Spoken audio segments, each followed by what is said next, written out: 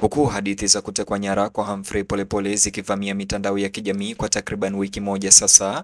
Huko Arusha leo barabara zilifungwa na Watanzania wenye hasira walioandamana vikali. Ripoti hizi zinaibuka huku ikibaki wiki chache hadi maandamano makubwa ya tarehe 29 yaliyotishiwa kufanywa na Gen Z kupinga uchaguzi na serikali, huku upinzani wakiweza kuchochea maandamano hayo kila siku.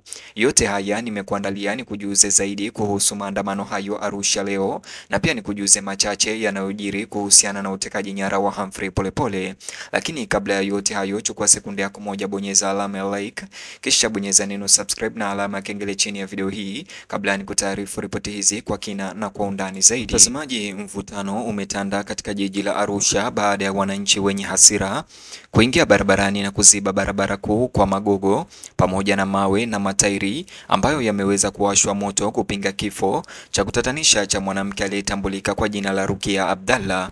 Machafuko hayo yalisababisha usumbufu mkubwa katika barabara kuu ya Sanawari, ambapo maandamano hayo yalizuka asubuhi na mapema na kuzua hofu ya kukosekana kwa utulivu na vurugu kabla ya maandamano ya Gen Z yaliyopangwa kufanyika Oktoba tarehe 29, ambayo yameweza kukashifiwa na kukataliwa vikali na rais mwenyewe Samia Suluhu Hassan. Hali ya anga ya Arusha ilibakia kutanda siku nzima, huku wakazi wa eneo hilo wakidai uwazi na haki kwa kifo cha Rukia Abdalla ambacho wanadai kilitokea katika mazingira ya kutiliwa shaka. Kwa mujibu wa mashuhuda wa tukio hilo, machafuko hayo yalianza mwenendo wa saa 9 alfajiri baada ya kuenea habari kwa Rukia anadaiwa kufariki muda mfupi baada ya kuweza kuzuiliwa na polisi. Wakazi hao wakichochewa na hasira na kufadhaika walishutumu mamlaka kwa kuficha habari muhimu. Ingawa polisi wamekanusha kufanya makosa yoyote, walidhibitisha kuwa uchunguzi unaendelea kubaini chanzo cha kifo hicho. Raia wengi hata hivyo walionyesha kutoamini sana, wakihusisha tukio hilo na kile walichokitaja kama mtindo unaokuwa wa kutoadhibiwa kwa polisi, hisia ambazo pia zimeungwa mkono na harakati za vijana zinazojiandaa kwa maandamano ya Gen Z mnamo Oktoba tarehe 29, hasa wakati huu matukio kama haya ya utekaji nyara yakiwa yamekithiri, huku Humphrey Polepole ikitimia siku ya 8 ama 9 hivi leo bado hajaweza kupatikana, ambapo mitandaoni sasa hivi raia na wananchi wanasisitiza serikali kuwajibika. Mkazi mmoja aliyetambulika kwa jina la Mama Zawadi Molel alieleza kuwa wananchi walilazimika kufunga barabara kutokana na kuchoshwa na ukimya na kutowajibika ipasavyo na mamlaka, hivyo kuandamana. Alisema maandamano hayo yalikuwa na lengo la kuishinikiza serikali kueleza kile kilichotokea kwa Rukia. Kauli yake ilionyesha kuongezeka kwa hali ya kuchanganyikiwa kwa kiraia nchini Tanzania, ambapo maandamano ya Gen Z mnamo Oktoba tarehe 29 tayari yamezua wasiwasi kwa mamlaka.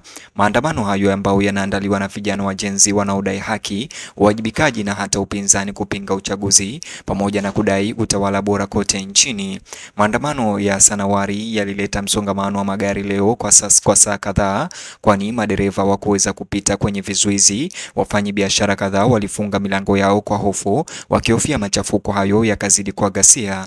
Maafisa wa polisi walijibu kwa magari ya doria kuwatawanya waandamanaji na kusafisha barabara. Uwepo wao ulifanikiwa kurejesha utulivu kwa muda na amani, lakini mvutano huo ulitanda hewani baadaye, huku chama cha upinzani Chadema kutoka jiji hilo la Arusha likijiandaa kwa uwezekano wa kutokea maandamano, haswa wakati wa maandamano ya Oktoba tarehe 29. Sasa yamesalia wiki chache tu. Kamanda wa polisi wa mkoa huo ACP Justin Mkombo alithibitisha kutokea kwa tukio hilo na kueleza kuwa hali hiyo imedhibitiwa na kwamba polisi ama jeshi la polisi wanafanya kazi kwa karibu kubaini chanzo cha kifo cha Rukia.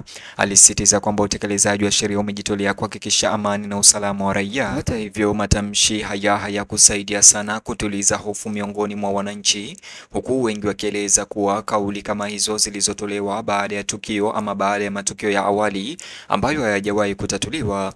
Huko Arusha na kote Tanzania, mashirika kutetea haki za binadamu yamedai uchunguzi wa wazi na uhuru na wa haraka kuhusu kifo cha Rukia. Wanasema kuwa kesi kama hizo zisiruhusiwe kufifia bila uwajibikaji.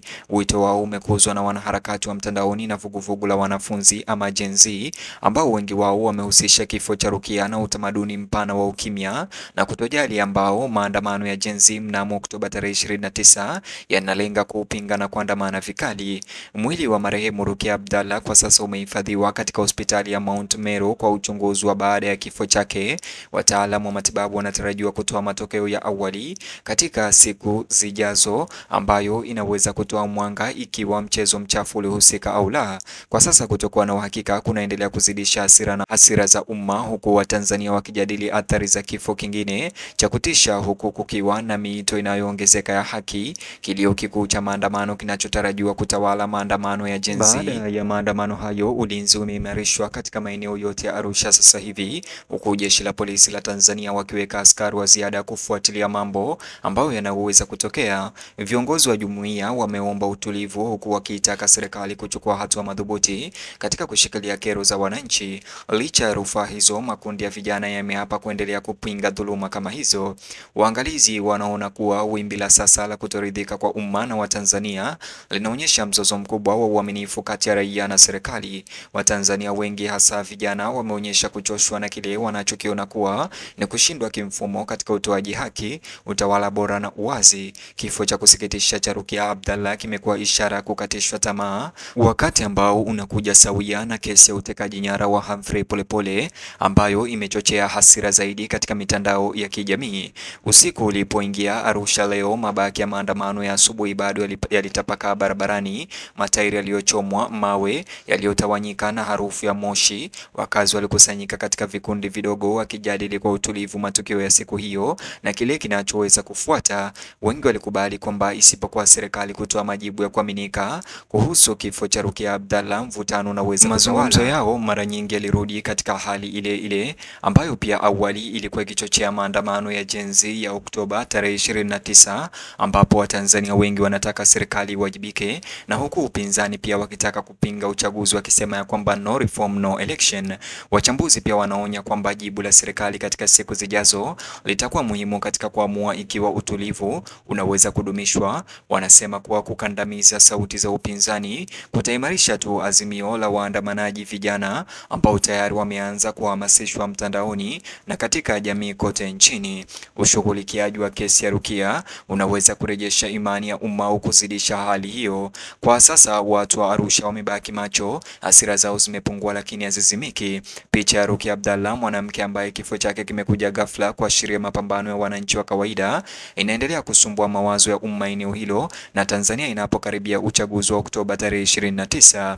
Hata hivyo, Tanzania ama taifa linakabiliwa na wakati maalum iwapo Watanzania watakabili ukweli ana kwa amani au kuhatarisha machafuko makubwa zaidi, huku sauti za vijana zikipanda tena chini ya bendera ambayo imeweza kuchapishwa mitandaoni ama mabango yaliyochapishwa mitandaoni kuweza kutangaza maandamano haya ya Gen Z ya tarehe 29. Nijuze maoni yako upande wa comment section kuhusiana na maandamano haya Arusha baada ya kifo cha msichana huyo. Vile mtazamaji, bonyeza alama ya like, kisha bonyeza neno subscribe na alama ya kengele, kisha bonyeza box hicho kwenye screen yako kwa taarifa zaidi.